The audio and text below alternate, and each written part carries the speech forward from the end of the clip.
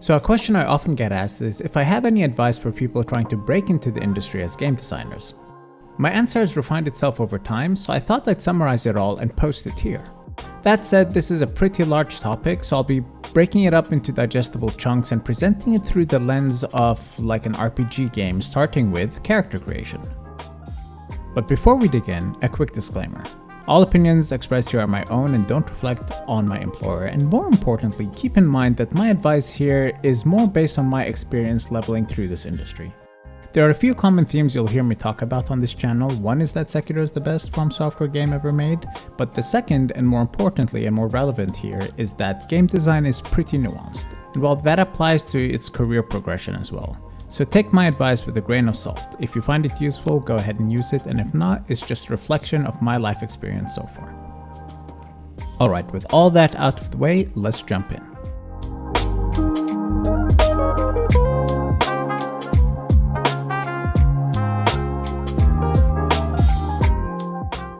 Okay, so you want to be a game designer. What sort of character should you roll? The first piece of advice I have is that your background really doesn't matter. Now there are some backgrounds that will give you some advantage, like personally I started out life as a computer scientist and did a bunch of programming and still to this day do a bunch of programming, and that helped me out a lot, but in my experience in the industry so far, people come from all walks of life and can become game designers. Your race, your gender, your background doesn't really matter in the slightest. I've seen people go from being doctors, lawyers, rocket scientists, even to transitioning to game design. And on the other end of the spectrum, I've seen people transition from the service industry or even philosophy and becoming very competent designers as well. Another thing worth calling out is that you can transition into game design later in life. If you're maybe a little bit older with an established career and often dreamt of becoming a game designer, it's still possible. The main tip here is don't limit yourself thinking that you need something specific to pursue this, especially if you're passionate about it. You really don't. There is an adage in the industry that everyone can be a designer, and that's pretty true. But the thing that no one tells you is that while everyone can be a designer, not everyone can be a great designer. So if you want to hone your skills over time, consider subscribing. Okay, impromptu plug aside, let's jump into the stat block. Now the stat block is going to be where we spend the majority of our time in this video, and we're going to start with strength. Strength is pretty straightforward. You really don't need any points in strength for the sort of work that you'd be doing in game design. As the stereotype goes, you could even dump this stat to favor other things, so if you feel compelled to do so, go ahead and do that. Now dexterity is a bit different. You need enough points to become competent at using a keyboard, a mouse, controller, and whatever peripherals there are in the future. This isn't a surprise to anyone, but what will surprise you is that in my experience, early on in my career, I met a designer that was terrible at typing, and they would often request for someone to help them type up their ideas. As you might imagine, that person didn't last too long in the industry.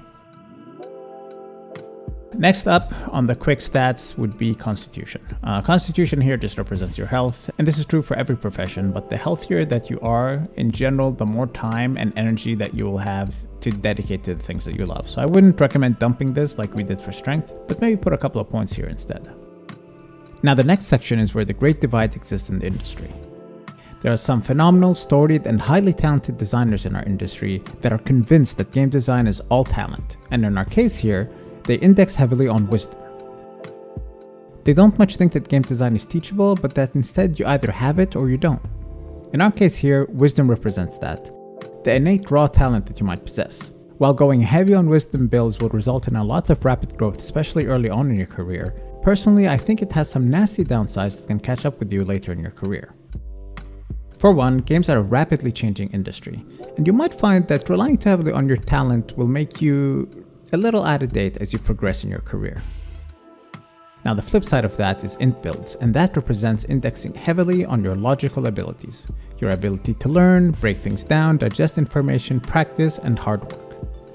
What I will strongly advise is you max the stat out and prioritize it. Prioritize cultivating an inquisitive mind, prioritize learning and putting in the effort.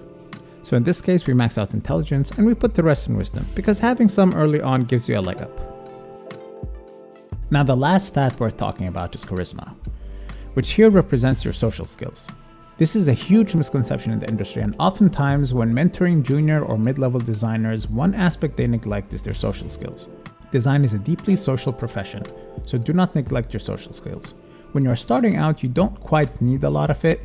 In fact, I've seen this backfire where people over-index on charisma stats too early. They become really convincing people that don't quite have the mental fortitude to figure out if the thing that they're pushing for is the right solution or not. In a future video, when we're diving into more the mid and late game of game design, you will see me focus heavily on charisma and on social skills. But for now, you can kind of leave it be.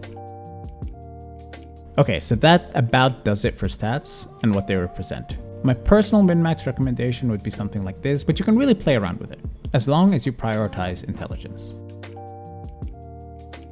Now, in this last section, we're going to take a look at skill points, which here more represent the skills you should cultivate early on. Similar to strength, anything physical doesn't really matter to game design. Now again, living a healthy lifestyle is pretty important for other reasons, but when it comes to honing your game design skills, they aren't quite directly applicable. We're going to mainly focus on the rest of the skill points here, and they're really meant to illustrate two core points. The first is having a very deep well of inspiration that you can pull from. Design is a very creative field. You will be creating worlds, guns, stories, creatures, but more practically, you will also need to be nimble and creatively problem solve issues as they come up. Having a deep and well-rounded pool of inspiration is going to be important here. First, we're going to put a point into Knowledge Arcana, which here represents just playing a bunch of games and familiarizing yourself with video games. Like I've mentioned in a previous video, while playing games, you need to transition your mind from thinking like a player to thinking like a developer. The best bit of advice I can give here is that while you are playing games, if you're having a good time, notice that. Stop and think about why something is feeling good. Did you notice a gun feels particularly good to shoot? Well, take some time, aim at a blank wall, and just fire it and try to understand why it feels so good. It isn't just about the positives though. If you're bored or having a hard time with something, try to think about what's going on there as well, and try to kind of think about a pitch to improve the situation. The final level of this is to start thinking about different player personas. Much like everything in life, there are different personalities in video games. Some people love exploration, other people like story or mastery or achievement. There's a wide gamut of people out there.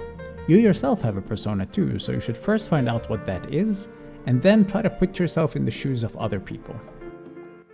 If you would like to find out what sort of personality you have, you can head over to Quantic Foundry and take their test.